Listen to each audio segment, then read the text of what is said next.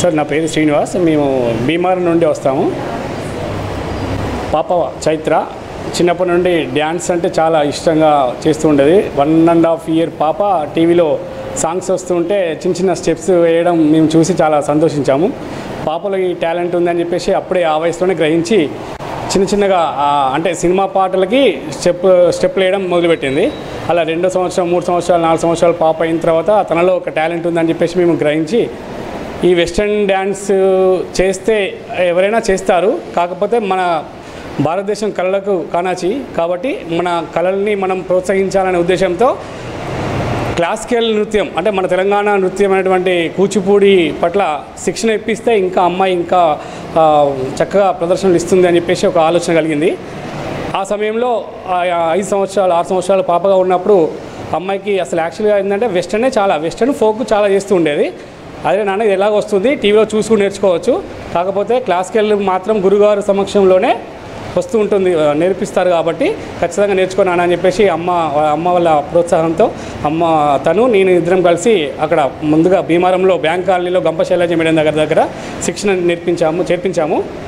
ఒక 1 ఇయర్ అయిపోయింది. ఆ తర్వాత ఇంకా మాకు కొంత వెంకటేశ్వర సార్ పరిచయం అయిన తర్వాత సార్ పిల్లల్ని చాలా కేరింగ్గా తీసుకోవడం, ప్రతి ప్రోగ్రామ్కి ఇబ్బంది అనుకోకుండా పిల్లల్ని పేరెంట్స్ వచ్చినా రాకపోయినా ఎంతో శ్రమ కోర్చి పిల్లల్ని ఎంతో తన పిల్లలుగా భావించి నేర్పించడంలో కానీ వాళ్ళని అవుట్డోర్కి అంటే వేరే ప్రాంతాలు తీసుకెళ్లడంలో కూడా చాలా శ్రద్ధ చూపెట్టాడు.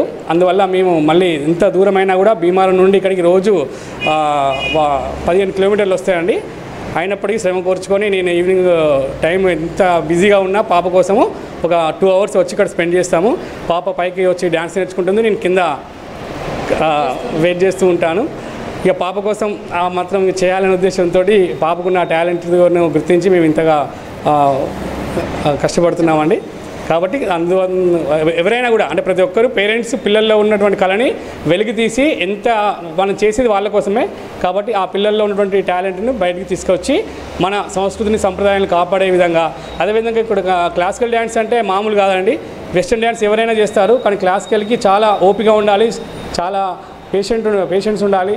మేకప్ వేయాలి అంటే 2 అవర్స్ పడుతుంది. ఆ పిల్లలు ఆ పర్ఫార్మెన్స్ ఇవ్వాలి అంటే ఈవినింగ్ అంతవరకు వెయిట్ చేయాలంటే ఆ పాపలో ఎంత ఓపిక ఉండాల్సిన అవసరం ఉంది.